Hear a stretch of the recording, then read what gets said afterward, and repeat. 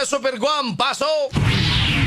Super Daddy Gabriel na pusasan sa pag-operatiba sa Drug Enforcement Unit dito sa Argao Police Station. Kini ka usa ka 20 anyos ga ulitaw ga nabaligya di o ga shabu ato sa bypass operation mga alas 3 sa hapon dito ni sa may barangay poblasyon lungsod sa Argao. Kini ga maog 20 anyos nga lalaki or suspect ag nalakip ni sa listahan usab sa kapulisan dito sa lungsod sa Argao.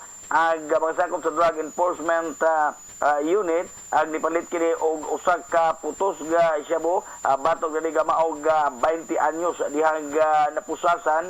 Nakuhaan pa siya og ubay-ubay nga mga pinakiti sa shabu diha sa iyang posisyon.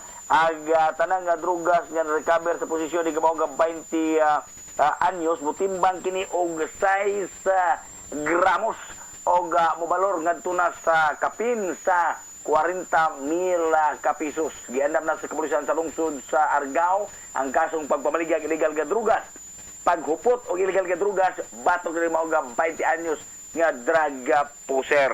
Kini si Guama Logroño sa GMA Super Radio DYWS. Dapat totoo.